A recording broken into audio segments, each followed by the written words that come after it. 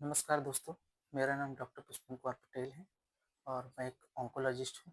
आज मैं आपको कैंसर के बारे में बताने वाला हूँ कि कैंसर होता क्या है, क्या-क्या कारण होते हैं जिसकी वजह से हमें कैंसर होता है और अगर हमें कैंसर हो गया तो हमें क्या-क्या इलाज सुविधाएँ हैं जिसकी तरफ हमको जाना चाहिए और क्या-क्या चीज़ें हैं जिस जिसको अपन अपना के कैंसर से बच सकते हैं, तो उसके बारे में आपको बताने वाला हूँ। तो सबसे पहले अपन जान लेते हैं कि कैंसर होता क्या है। आप लोगों ने अपने दैनिक जीवन में देखा होगा कि किसी भी व्यक्ति को कोई गठान है या बहुत बड़ा घाव हो रहा है जो बहुत ही असामान्य रूप से दिख रहा है तो उसको अपन कैंसर बोलते हैं। जो कि ज़्यादातर क्यों होता है कि जो कोशिकाओं में बढ़ने का एक दर होता है, वृद्धि दर होता है, जिसमें अगर थोड़ा भी परिवर्तन हो जाता है तो वो कोशिकाएं असामान्य रूप से बढ़ने लगती है। और ये जो कोशिकाएं जो असामान्य रूप से बनती है वो काफ़ी विकृत होती है और जो कोई काम नहीं करती। ठीक है।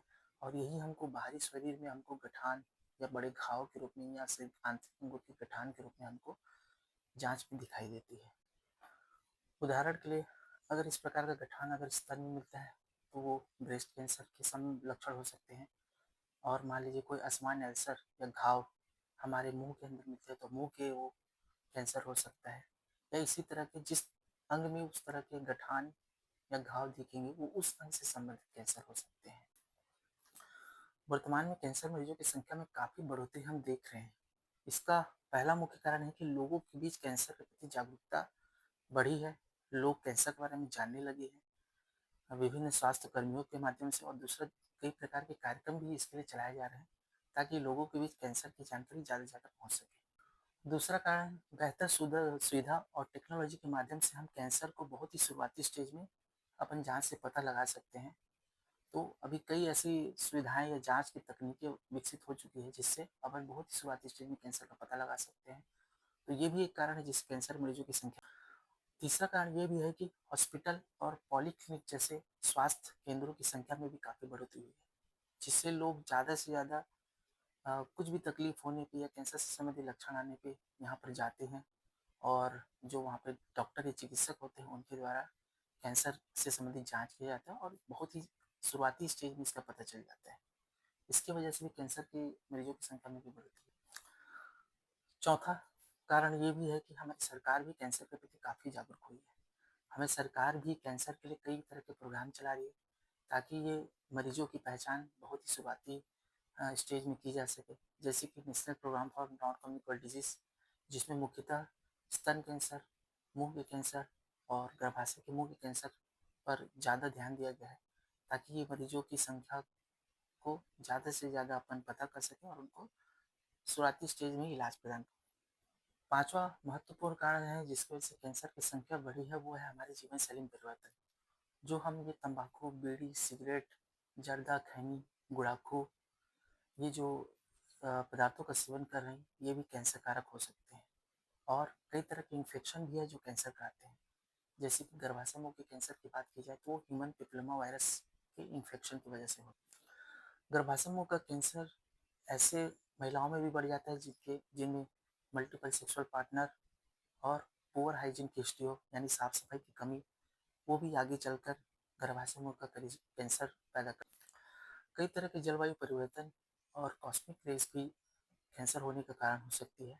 में मोटापा भी कैंसर के लिए भी एक रिस्क फैक्टर हो सकती है जो कि व्यायाम में कमी और शारीरिक निष्क्रियता की वजह से आती है जिससे शरीर के आंतरिक मेटाबॉलिज्म में असर पड़ सकता है जिससे हार्मोनल इम्बेलेंस और शरीर में अन्य आंतरिक बदलाव आ सकते जो आगे चलकर कैंसर होने का कारण हो सकते हैं। अभी तक आपको मैंने जितनी भी चीज़ें बताई वो सभी कैंसर होने के कारण हो सकते हैं।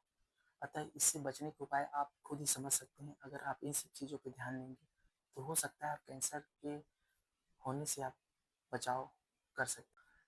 आपको कैंसर के शुरुआती लक्षणों का भी ज्ञान होना बहुत जरूरी है तभी आप शुरुआती स्टेज में इसका इलाज करवा सकते हैं। अक्सर हम देखते हैं कि ज़्यादातर लोग कैंसर का स्टेज बढ़ने के बाद इलाज कराने आते हैं जिसका मुख्य कारण है कि कैंसर के जो शुरुआती लक्षण काफ़ी सामान्य होते हैं जिसको लोग सामान्य बीमारी समझकर उसका इलाज कराते रहते हैं। सिर्फ जो तकलीफ है उसकी दवा लेते रहते हैं और जो चिकित्सक भी है वो भी उसे सामान्य बीमारी समझकर ही ट्रीटमेंट करते रहते हैं।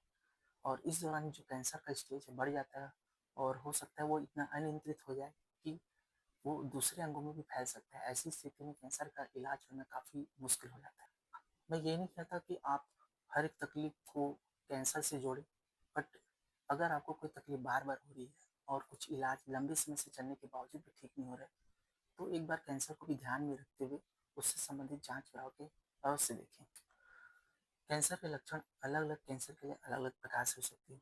जैसे कि स्तन कैंसर की बात की जाए, तो स्तन में गठान होना, स्तन की त्वचा में बदलाव आना, निप्पल से किसी भी प्रकार का डिस्चार्ज होना या निप्पल की आकृति में परिवर्तन आना या स्तन में दर्द होना या बाजू में कोई गठान का आ जाना, तो ये सभी स्तन कैंसर के लक्षण हो सकते हैं। उसी प्रकार से जैसे कि मुँह की बात की जाए, तो मुँह के अंदर कोई भी असामान्य छाला जो लंबे समय से इलाज करने के बावजूद भी ठीक नहीं हो रहा है, या कोई गठान है या कोई दाँत टूटने की समस्या है, दाँत हिल रहा है या फिर खाना निगलने में दिक्कत हो रहा है या उल्टी हो रहा है या आपकी आवाज़ में परिवर्तन हो रहा है। ये कुछ ऐसे लक्षण हैं जो आपकी ओरल कैविटी, मुँह के या गले का कैंसर हो सकता है।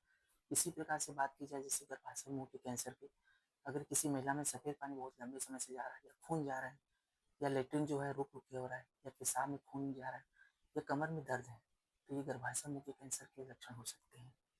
इसी प्रकार से जैसे कि फेफड़े के कैंसर की बात की जाए, तो इसमें मरीज़ को खाँसी, खून आना, कफ में खून आना या साँस लेने में तकलीफ, छाती में दर्द देना, ऐसी कुछ समस्याएँ सामने आ सकती हैं।